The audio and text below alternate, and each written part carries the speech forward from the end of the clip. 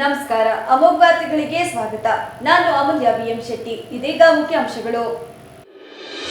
ರಾಜ್ಯದಲ್ಲಿ ದಾಖಲೆಯ ಬಜೆಟ್ ಮಂಡಿಸಿದ ಸಿಎಂ ಸಿದ್ದರಾಮಯ್ಯ. ಜಿಲ್ಲೆಯ ಜನರ ನಿರೀಕ್ಷೆಗಳಿಗೆ ತಣ್ಣೀರೆರಚಿದ ಬಜೆಟ್. ಕೇವಲ ಬೆರಳೆಣಿಕೆಯಷ್ಟು ಯೋಜನೆಗಳಿಗೆ ಅನುಮೋದನೆ. ಮಹಾನಗರ ಪಾಲಿಕೆ ಇಂಜಿನಿಯರ್ ಸತ್ಯನಾರಾಯಣ ಮೇಲೆ ಲೋಕಾಯುಕ್ತ ದಾಳಿ ಪ್ರಕರಣ. ದಾಳಿಯಲ್ಲಿ ಆದಾಯಕ್ಕಿಂತ 200 ಪಟ್ಟು ಹೆಚ್ಚು ಆಸ್ತಿ ಪತ್ತೆ. ಮತ್ತು ಹೊಳೆನರಸೀಪುರ ಜಾತ್ರೆ ವಿವಾದ. ಜಿಲ್ಲಾಡಳಿತದ ವಿರುದ್ಧ ಎಚ್.ಡಿ. ರೇವಣ್ಣ ಅಸಮಾಧಾನ. ವಾರ್ತೆಗಳ ವಿವರ. ಈ ಬಾರಿಯ ರಾಜ್ಯ ಬಜೆಟ್ನಲ್ಲಿ ಹಾಸನ ಜಿಲ್ಲೆಗೆ ಬಹಳಷ್ಟು ನಿರೀಕ್ಷೆಗಳಿದ್ದರೂ ಕೇವಲ ಕೆಲವೇ ಯೋಜನೆಗಳು ಘೋಷಣೆಯಾಗಿರುವುದರಿಂದ ಜಿಲ್ಲೆಯ ಜನರಲ್ಲಿ ನಿರಾಸೆ ಮೂಡಿದೆ. ಜಿಲ್ಲೆಯ ವಿವಿಧ ಕ್ಷೇತ್ರಗಳ ಅಭಿವೃದ್ಧಿಗೆ ದೊಡ್ಡ ಮಟ್ಟದ ಯೋಜನೆಗಳು ಘೋಷಣೆಯಾಗುವ ನಿರೀಕ್ಷೆ ಇತ್ತು. ಆದರೆ ಬಜೆಟ್ನಲ್ಲಿ ಕೆಲವು ಸೀಮಿತ ಯೋಜನೆಗಳಿಗಷ್ಟೇ ಪ್ರಕಟವಾಗಿದ್ದು, ಇದರಿಂದ ಜನರ ಅಸಮಾಧಾನ ವ್ಯಕ್ತವಾಗಿದೆ. ಬಜೆಟ್ನಲ್ಲಿ ಹೊಸದಾಗಿ ಮೇಲ್ದರ್ಜೆಗೆ ಏರಿದ ರಾಯಚೂರು, ಬೀದರ್ ಹಾಗೂ ಹಾಸನ ಮಹಾನಗರ ಪಾಲಿಕೆಗಳ ಅಭಿವೃದ್ಧಿಗಾಗಿ ಮಹಾತ್ಮ ಗಾಂಧಿ ನಗರ ವಿಕಾಸ್ ಯೋಜನೆ 2.0 ಅಡಿ 2026-27ನೇ ಸಾಲಿನಲ್ಲಿ ತಲಾ 200 ಕೋಟಿ ರು ಅನುದಾನ ಒದಗಿಸಲಾಗುವುದು ಎಂದು ಘೋಷಿಸಲಾಗಿದೆ. ಇದರಿಂದ ಹಾಸನ ನಗರದ ಮೂಲ ಸೌಕರ್ಯ ಅಭಿವೃದ್ಧಿಗೆ ಉತ್ತೇಜನ ಸಿಗುವ ನಿರೀಕ್ಷೆ ಇದೆ. ಜಿಲ್ಲೆಯ ನೀರಾವರಿ ಹಾಗೂ ಜಲಸಂಪನ್ಮೂಲ ಅಭಿವೃದ್ಧಿಗೆ ಸಂಬಂಧಿಸಿದಂತೆ ಕೆಲವು ಚೆಕ್ ಡ್ಯಾಂ ನಿರ್ಮಾಣ ಯೋಜನೆಗಳನ್ನು ಬಜೆಟ್ನಲ್ಲಿ ಪ್ರಸ್ತಾಪಿಸಲಾಗಿದೆ. ಅರಸೀಕೆರೆ ತಾಲೂಕಿನ ಜಾವಗಲ್ ಭಾಗದಲ್ಲಿ 2 ಕಡೆ ಚೆಕ್ ಡ್ಯಾಂ ನಿರ್ಮಾಣ ಯೋಜನೆ, ಹಾಸನ ಜಿಲ್ಲೆಯ ಸಾಲಗಾಮೆ ಪ್ರದೇಶದಲ್ಲಿ ಚೆಕ್ ಡ್ಯಾಂ ನಿರ್ಮಾಣಕ್ಕೆ ಯೋಜನೆ, ಅರಕಲಗೂಡು ತಾಲೂಕಿನ ಕೆಂಚನಕಟ್ಟೆ ಗ್ರಾಮದಲ್ಲಿಯೂ ಚೆಕ್ ಡ್ಯಾಂ ನಿರ್ಮಾಣಕ್ಕೆ ಯೋಜನೆ, ಸಕಲೇಶಪುರ ತಾಲೂಕಿನ ಏತ ನೀರಾವರಿ ನಾಲೆಯನ್ನು ಆಧುನೀಕರಣ ಮಾಡುವುದಾಗಿ ಬಜೆಟ್ನಲ್ಲಿ ಉಲ್ಲೇಖಿಸಲಾಗಿದೆ. ಇದರ ಜೊತೆಗೆ ಸಕಲೇಶಪುರ ತಾಲೂಕಿನ ಐಗೂರು ಕೆರೆ ಹಾಗೂ ಹಾಸನ ಜಿಲ್ಲೆಯ ಬಾಗೂರು ಕೆರೆ ಅಭಿವೃದ್ಧಿ ಕಾಮಗಾರಿಗಳನ್ನು ಕೈಗೊಳ್ಳಲಾಗುವುದು ಎಂದು ತಿಳಿಸಲಾಗಿದೆ. ಈ ಯೋಜನೆಗಳು ಜಾರಿಯಾದರೆ ಜಿಲ್ಲೆಯ ನೀರಾವರಿ, ಜಲ ಸಂರಕ್ಷಣೆ ಹಾಗೂ ನಗರಾಭಿವೃದ್ಧಿಗೆ ಕೆಲವು ಮಟ್ಟದಲ್ಲಿ ನೆರವಾಗುವ ನಿರೀಕ್ಷೆ ಇದ್ದರೂ ಜಿಲ್ಲೆಯ ಪ್ರಮುಖ ಬೇಡಿಕೆಗಳಿಗೆ ಸ್ಪಂದನೆ ಸಿಗದಿರುವುದು ಸಾರ್ವಜನಿಕರ ಅಸಮಾಧಾನಕ್ಕೆ ಕಾರಣವಾಗಿದೆ. ಹಾಸನ ಮಹಾನಗರ ಪಾಲಿಕೆಯ ಇಂಜಿನಿಯರ್ ಸತ್ಯನಾರಾಯಣ ಅವರ ಮನೆ ಸೇರಿದಂತೆ ವಿವಿಧ ಕಡೆಗಳಲ್ಲಿ ಲೋಕಾಯುಕ್ತ ಅಧಿಕಾರಿಗಳು ನಡೆಸಿದ ದಾಳಿಯಲ್ಲಿ ಸುಮಾರು 6,82,54,000 ರು ಮೌಲ್ಯದ ಆಸ್ತಿ ಪತ್ತೆಯಾಗಿದೆ. ಪಾಲಿಕೆ ಇಂಜಿನಿಯರ್ ಸತ್ಯನಾರಾಯಣ ಅವರಿಗೆ ಸಂಬಂಧಿಸಿದಂತೆ 7 ಕಡೆಗಳಲ್ಲಿ ಲೋಕಾಯುಕ್ತ ತಂಡ ದಾಳಿ ನಡೆಸಿ ಪರಿಶೀಲನೆ ನಡೆಸಿದೆ. ಪ್ರಾಥಮಿಕ ತನಿಖೆಯಲ್ಲಿ ಅವರ ಆದಾಯಕ್ಕಿಂತ ಶೇಕಡಾ 200.74ರಷ್ಟು ಹೆಚ್ಚುವರಿ ಆಸ್ತಿ ಹೊಂದಿರುವ ಮಾಹಿತಿ ಲಭ್ಯವಾಗಿದೆ ಎಂದು ತಿಳಿದು ಬಂದಿದೆ. ದಾಳಿಯ ವೇಳೆ 52 ಲಕ್ಷ ಮೌಲ್ಯದ 7 ನಿವೇಶನಗಳು, 5 ಕೋಟಿ 30 ಲಕ್ಷ ಮೌಲ್ಯದ 3 ಮನೆಗಳು ಹಾಗೂ 3 ಎಕರೆ 33 ಕುಂಟೆ ಕೃಷಿ ಜಮೀನು ಸೇರಿದಂತೆ ಒಟ್ಟು 5 ಕೋಟಿ 98 ಲಕ್ಷ 35,000 ರು ಮೌಲ್ಯದ ಸ್ಥಿರಾಸ್ತಿ ಪತ್ತೆಯಾಗಿದೆ. ಜೊತೆಗೆ 1 ಕೆಜಿ 36 ಗ್ರಾಂ ಚಿನ್ನ ಹಾಗೂ 11 ಕೆಜಿ 208 ಗ್ರಾಂ ಬೆಳ್ಳಿ ಆಭರಣಗಳು ಕೂಡ ಪತ್ತೆಯಾಗಿವೆ. ಇದರೊಂದಿಗೆ 15 ಲಕ್ಷ ನಗದು, 22 ಲಕ್ಷ ಮೌಲ್ಯದ 2 ಕಾರುಗಳು ಸೇರಿ ಒಟ್ಟು 1 ಕೋಟಿ 46 ಲಕ್ಷ 73,000 ರು ಮೌಲ್ಯದ ಚರಾಸ್ತಿ ಪತ್ತೆಯಾಗಿದೆ. ಹೆಚ್ಚುವರಿಯಾಗಿ ಸುಮಾರು 25 ಲಕ್ಷ ಮೌಲ್ಯದ ಇತರೆ ಆಸ್ತಿಗಳು ಹಾಗೂ 2 ಲಾಕರ್ಗಳು ಪತ್ತೆಯಾಗಿವೆ ಎಂದು ಲೋಕಾಯುಕ್ತ ಅಧಿಕಾರಿಗಳು ತಿಳಿಸಿದ್ದಾರೆ. ಸ್ಥಳೀಯ ಶ್ರೀ ಲಕ್ಷ್ಮೀ ನರಸಿಂಹಸ್ವಾಮಿ ಜಾತ್ರಾ ಮಹೋತ್ಸವದ ಸಂದರ್ಭದಲ್ಲಿ ನಡೆದ ಕೆಲವು ವಿದ್ಯಮಾನಗಳ ಕುರಿತು ಮಾಜಿ ಸಚಿವ ಹಾಗೂ ಶಾಸಕ ಎಚ್.ಡಿ. ರೇವಣ್ಣ ಜಿಲ್ಲಾಡಳಿತ ಮತ್ತು ತಾಲೂಕು ಆಡಳಿತದ ವಿರುದ್ಧ ತೀವ್ರ ಅಸಮಾಧಾನ ವ್ಯಕ್ತಪಡಿಸಿದರು.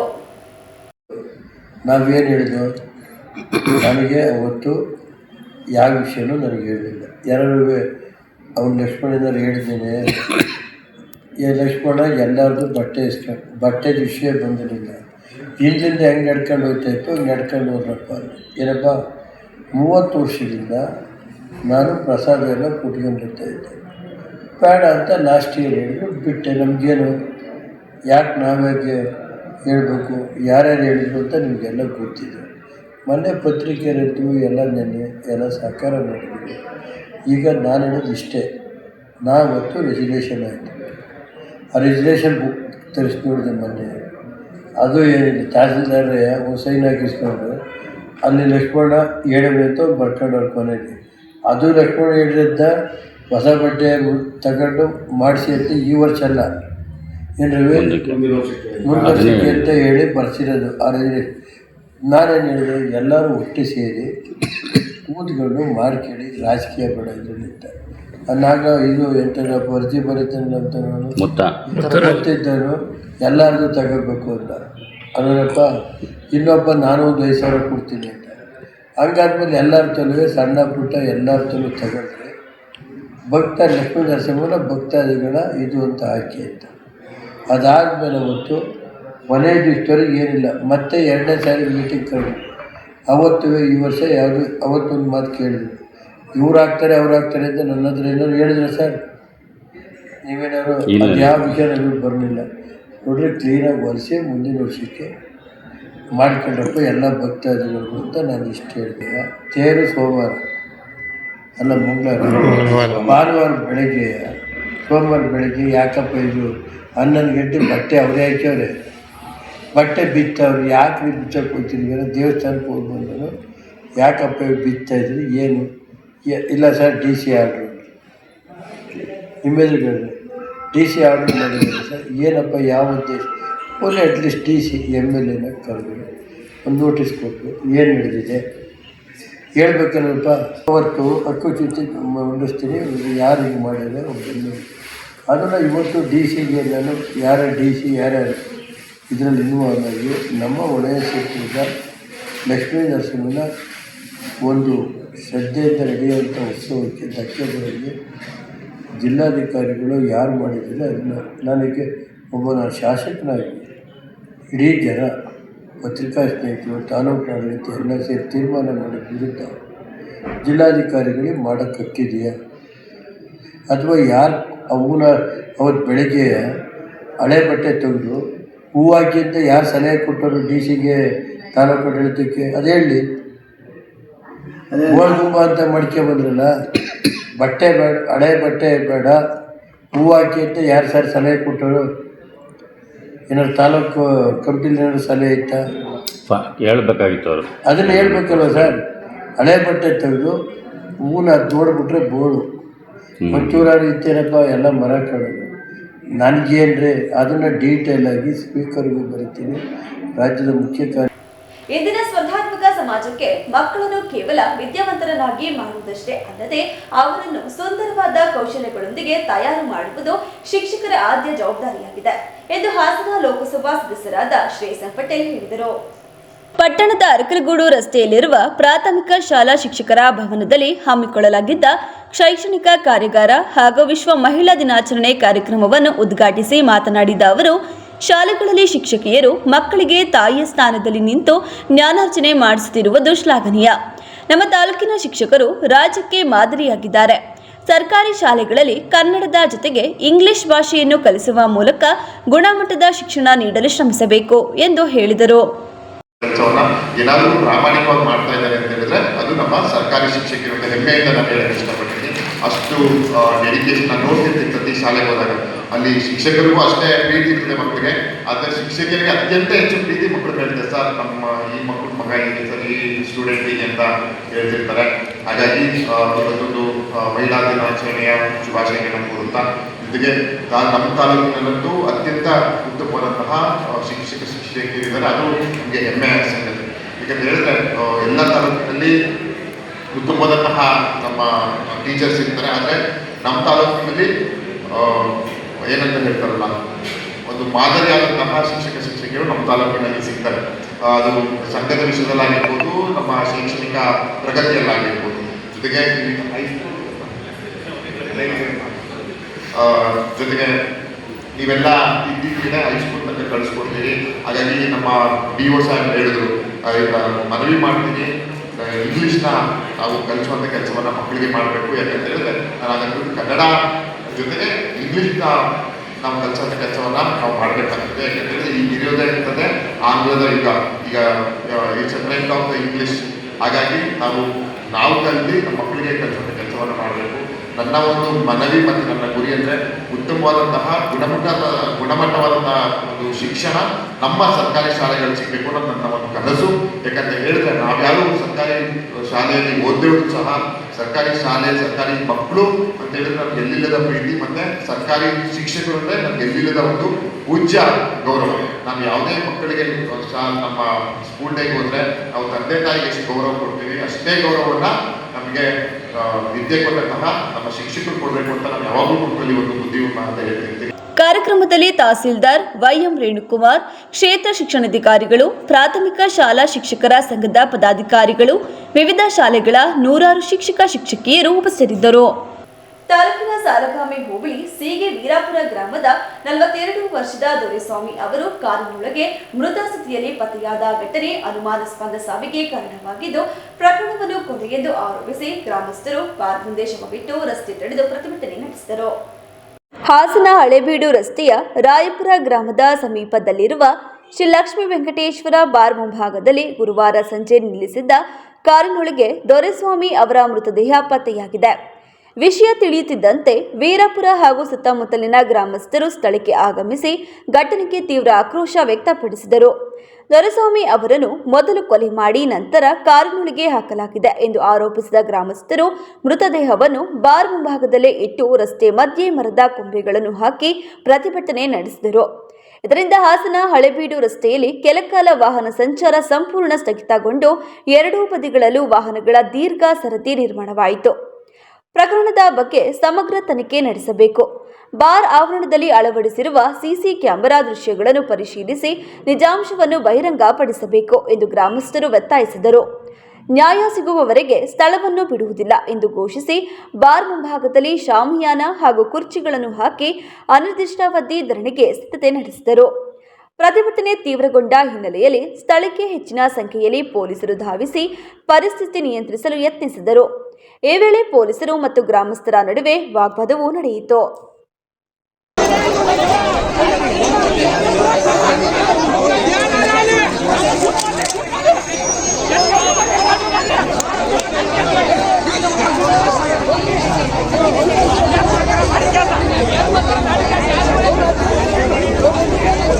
ನಾವು ಅವ್ರನ್ನ ವಿಡಿಯೋ ಮಾಡಂಗಿಲ್ಲ.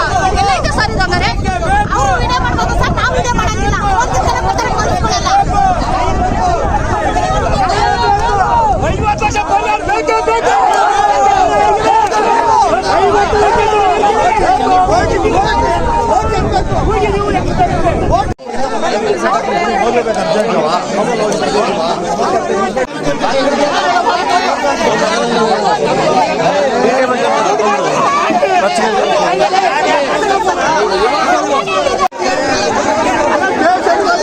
ಅಂತಾರಾಷ್ಟ್ರೀಯ ಮಹಿಳಾ ದಿನಾಚರಣೆಯ ಅಂಗವಾಗಿ ಕರ್ನಾಟಕ ರಾಜ್ಯ ಮಹಿಳಾ ದೌರ್ಜನ್ಯ ವಿರೋಧಿ ಒಕ್ಕೂಟದ ವತಿಯಿಂದ ಮಾರ್ಚ್ 7 ಮತ್ತು 8ರಂದು 2 ದಿನಗಳ ಕಾಲ ಜಾಗೃತಿ ಜಾಥಾ, ಸಾರ್ವಜನಿಕ ಸಮಾವೇಶ ಹಾಗೂ ವಿಚಾರ ಸಂಕಿರಣಗಳನ್ನು ಆಯೋಜಿಸಲಾಗಿದೆ ಎಂದು ಬಿಆರ್ಪಿ ಡಾಕ್ಟರ್ ಸಬಿತಾ ಬನಾಡಿ ಹೇಳಿದರು.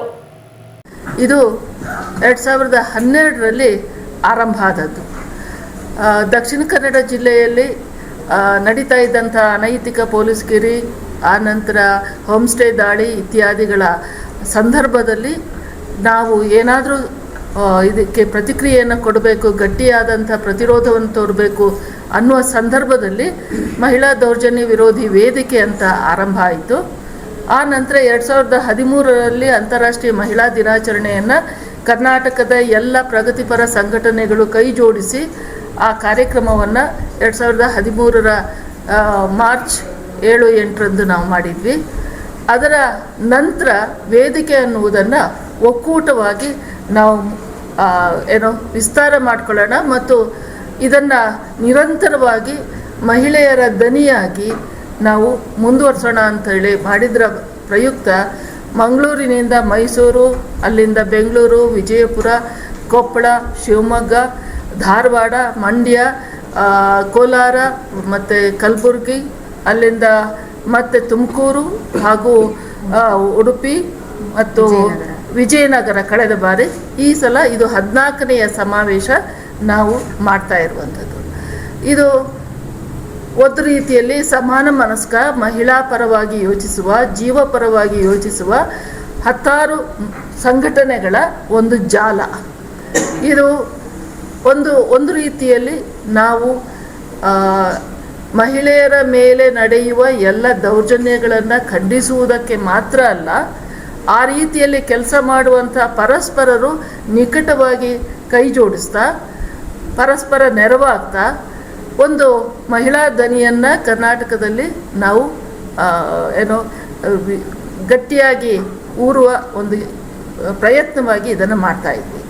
ಇದರಲ್ಲಿ ಮುಖ್ಯವಾಗಿ ಒಂದು 4 ವರ್ಷಗಳ ನಂತರ ನಾವು ಅರಿವಿನ ಪಯಣ ಅನ್ನುವಂಥದ್ದನ್ನು ಆರಂಭ ಮಾಡಿದ್ವಿ. ಎಳೆಯ ತಲೆಮಾರಿನ ಜೊತೆಗೆ ಮತ್ತು ಸಮಾಜದ ಬೇರೆ ಬೇರೆ ಸಮುದಾಯಗಳ ಜೊತೆಗೆ ನಾವು ಜೆಂಡರ್ ಸೆನ್ಸಿಟೈಸ್ ಮಾಡುವಂಥದ್ದು. ಆ ನಂತರ ಅದರ ಜೊತೆಗೆ ಅಲ್ಲಿಯ ಸ್ಥಳೀಯ ವಿಷಯಗಳನ್ನು ಸಮಸ್ಯೆಗಳನ್ನು ಇಟ್ಟುಕೊಂಡು ಜನರಲ್ಲಿ ಅರಿವನ್ನು ಮೂಡಿಸುವ ಮತ್ತು ಅದಕ್ಕೆ ಪ್ರತಿರೋಧವನ್ನು ತೋರಿಸುವ ಕೆಲಸವನ್ನು ಮಾಡುವಂಥದ್ದು. ಅಧ್ಯಯನ ಶಿಬಿರ, ಅಧ್ಯಯನ ಪ್ರವಾಸ, ಹೀಗೆ ಹಲವು ಕಾರ್ಯಕ್ರಮಗಳನ್ನು ಮಾಡ್ತಾ ಇದು ಯಾವ ಜಿಲ್ಲೆಯಲ್ಲಿ ನಾವು ಆರಂಭ ಮಾಡ್ತೀವೋ ಅಲ್ಲಿ ಕನಿಷ್ಠ 6-7 ತಿಂಗಳುಗಳ ಹಿಂದಿನಿಂದಲೇ ನಾವು ಕೆಲಸವನ್ನು ಶುರು ಮಾಡ್ತೀವಿ. ಆಯಾ ಜಿಲ್ಲೆಯಲ್ಲಿರುವ ಎಲ್ಲ ಪ್ರಗತಿಪರ ಸಂಘಟನೆಗಳನ್ನು ಒಂದು ಛತ್ರದ ಅಡಿಯಲ್ಲಿ ತಂದು ಅವರ ಒಳಗಡೆ ಒಂದು ಬೆಸುಗೆಯನ್ನು, ಸ್ನೇಹದ ಬೆಸುಗೆಯನ್ನು ಬೆಸೆಯುವ ಕೆಲಸವನ್ನು ಒಕ್ಕೂಟ ಅನ್ನುವಂಥದ್ದು ಮಾಡ್ತಾ ಬಂದಿದೆ. ಈ ಬಾರಿ ನಾವು ಹಾಸನ ಜಿಲ್ಲೆಯಲ್ಲಿ ಕಳೆದ ಜುಲೈಯಿಂದಲೇ ನಾವು ಕೆಲಸ ಮಾಡ್ತಾ ಬಂದಿದ್ದೀವಿ. ಪತ್ರಿಕಾಗೋಷ್ಠಿಯಲ್ಲಿ ಡಾಕ್ಟರ್ ಎಚ್.ಎಸ್. ಅನುಪಮಾ, ಶೈಲಜಾ, ಕಲಾವತಿ, ಮಧುಸೂದನ್, ಭಾನುಮತಿ ಇತರರು ಉಪಸ್ಥಿತರಿದ್ದರು. ಇದೀಗ ಜಾಹೀರಾತು. ಗುಣಮಟ್ಟದ ಶಿಕ್ಷಣ, ಶಿಸ್ತು ಮತ್ತು ಸಂಸ್ಕಾರದ ಕಲಿಕೆಗೆ ಮತ್ತೊಂದು ಹೆಸರೇ ಚಿಕ್ಕಮಗಳೂರಿನ ಸೆಂಟ್ ಮೇರಿಸ್ ಪದವಿ ಪೂರ್ವ ಕಾಲೇಜು.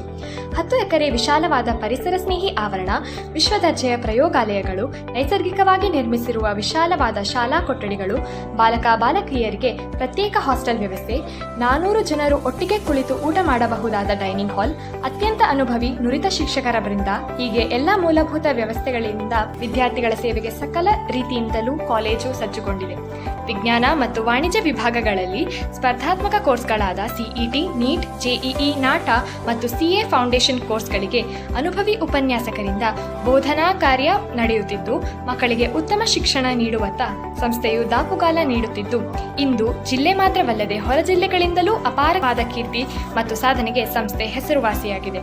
ಆಸಕ್ತರು ವಿವರಗಳಿಗಾಗಿ ಹಿಂದೆ ಸಂಪರ್ಕಿಸಿ ಮಾಹಿತಿ ಪಡೆಯಬಹುದಾಗಿದೆ. Contact 6360539736.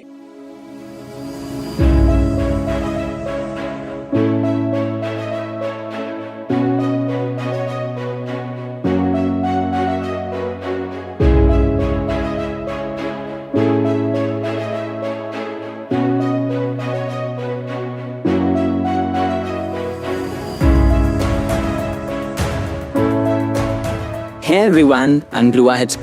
I'm Kritika Tia, Studying in class 12 of Bharat's PU Academy. We are proud to introduce Bharat's Academy, a newly established institution in science which is dedicated for excellence education in curricular and non-curricular activities. Hello everyone, myself Barira Kaunim. Myself Naba Zahra. We are from Bharat's PU Academy. I'm really proud to express the excellent and well-organized schedule of our college. A good college schedule plays a vital role in every student's life by shaping their future along with their knowledge, skills and character. Our college follows an academic system which focuses on both theoretical and competitive learning. Our college provides a well-disciplined yet friendly environment, a modern laboratories, a well-stocked library, digital learning facilities that support the students in their studies.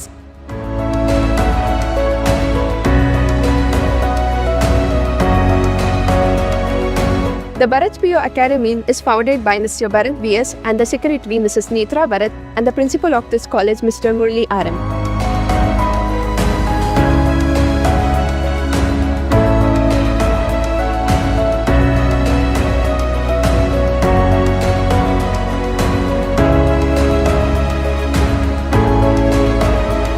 So it's been a great experience studying in Bharat's Academy since I train especially for competitive exams like JEE, NEET, CET and NDA with individual care and support.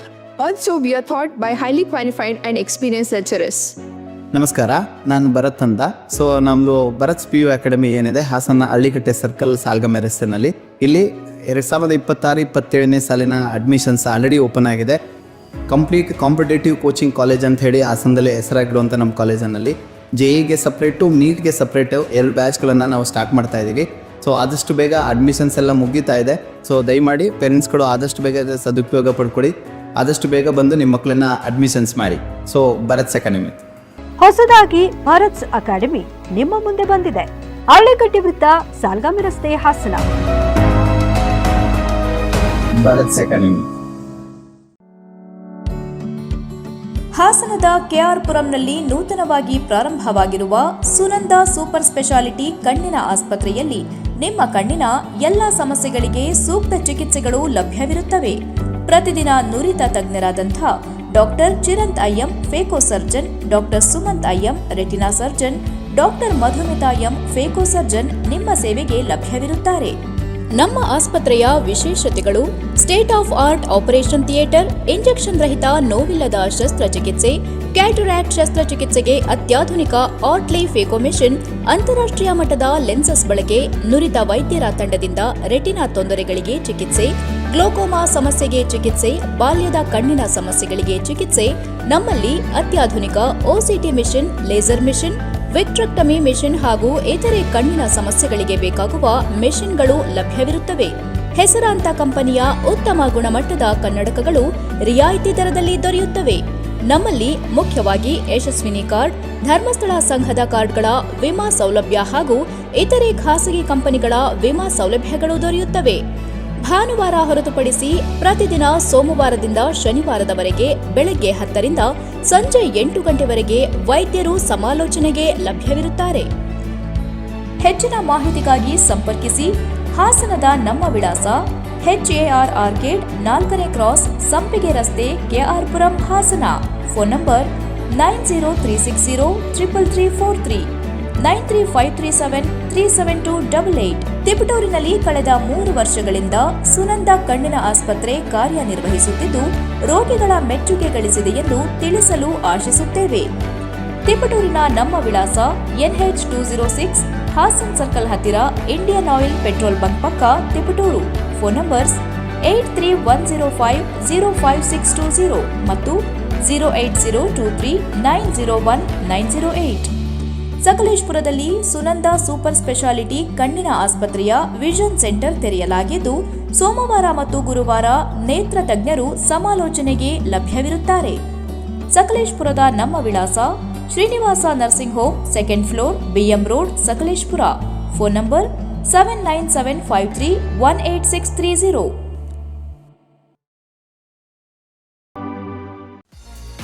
ಅಧ್ಯಯನ ಪದವಿ ಪೂರ್ವ college Hassan ಉತ್ಕೃಷ್ಟ ಗುಣಮಟ್ಟದ ಶಿಕ್ಷಣದೊಂದಿಗೆ ವಿದ್ಯಾರ್ಥಿಗಳ ಭವಿಷ್ಯದ ಭದ್ರ ಬುನಾದಿಗೆ ಸಹಕಾರಿಯಾಗಿರುವ ನಮ್ಮ college ತನ್ನ 3ನೇ ವರ್ಷಕ್ಕೆ ಪಾದಾರ್ಪಣೆ ಮಾಡುತ್ತಿರುವುದು ನಮ್ಮೆಲ್ಲರಿಗೂ ಸಂತಸದ ವಿಷಯ. ಅಧ್ಯಯನ ಪದವಿ ಪೂರ್ವ ಕಾಲೇಜಿನಲ್ಲಿ ವಿಜ್ಞಾನ ವಿಭಾಗದಲ್ಲಿ PCMB, PCMC ಮಾತ್ರವಲ್ಲದೆ ವಾಣಿಜ್ಯ ವಿಭಾಗದಲ್ಲಿ CE, BA ಕೋರ್ಸ್ಗಳು ಸಹ ಲಭ್ಯವಿದೆ.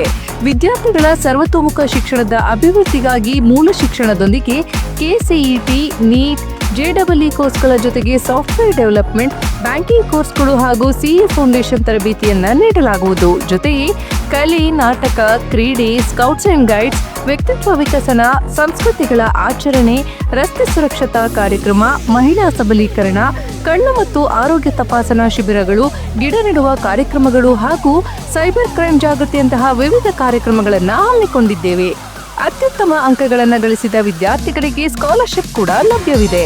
ನುರಿತ ಉಪನ್ಯಾಸಕರು ಹಾಗೂ ಸುಸಜ್ಜಿತ ಲ್ಯಾಬ್ಗಳನ್ನು ಒಳಗೊಂಡಿರುವ ನಮ್ಮ ಅಧ್ಯಯನ ಪದವಿ ಪೂರ್ವ ಕಾಲೇಜಿನಲ್ಲಿ ವಿದ್ಯಾರ್ಥಿಗಳಿಗೆ ಪ್ರತ್ಯೇಕವಾದ ಹಾಸ್ಟೆಲ್ನ ವ್ಯವಸ್ಥೆ ಕೂಡ ಲಭ್ಯವಿದೆ.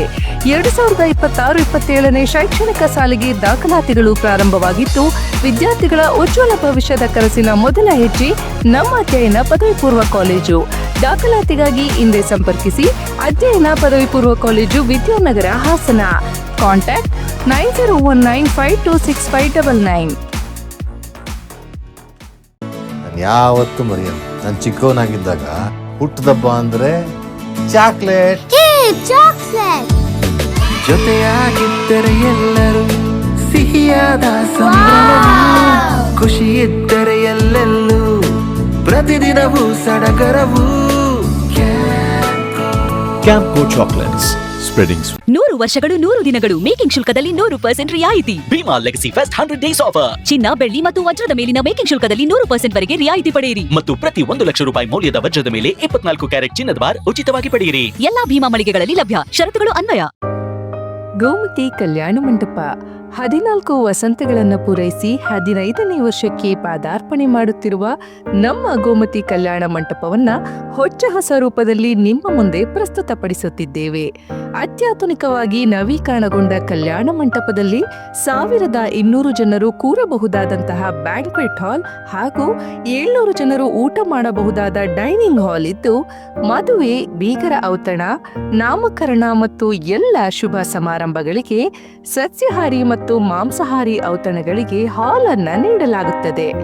4 ಎಕರೆಗೂ ಅಧಿಕ ಜಾಗದಲ್ಲಿ ವಾಹನಗಳಿಗೆ ಉತ್ತಮವಾದ ಪಾರ್ಕಿಂಗ್ ವ್ಯವಸ್ಥೆ ಸಹ ಲಭ್ಯವಿದೆ. ನಿಮ್ಮ ಕುಟುಂಬದ ಸುಂದರ ಕಾರ್ಯಕ್ರಮಗಳನ್ನ ಅತ್ಯುತ್ತಮ ಕ್ಷಣಗಳನ್ನಾಗಿ ಮಾರ್ಪಾಡಾಗಿಸಲು ಒಂದು ಒಳ್ಳೆಯ ಜಾಗ, ಅದುವೇ ನಮ್ಮ ಗೋಮತಿ ಕಲ್ಯಾಣ ಮಂಟಪ. ಗೋಮತಿ ಕಲ್ಯಾಣ ಮಂಟಪ, ಕೋಟ್ ಹೊಸ ಬಸ್ ನಿಲ್ದಾಣದ ಹತ್ತಿರ, ಚನ್ನಪಟ್ಟಣ ಬಡಾವಣೆ, ಹೊಳೆನರಸೀಪುರ ರಸ್ತೆ, ಹಾಸನ. ಬುಕಿಂಗ್ ಹಾಗೂ ಹೆಚ್ಚಿನ ಮಾಹಿತಿಗಾಗಿ ಸಂಪರ್ಕಿಸಿ 9484242761 ಮತ್ತು 8970568666. ಮತ್ತೊಮ್ಮೆ ಅಮೋಘ ವಾರ್ತೆಗಳಿಗೆ ಸ್ವಾಗತ.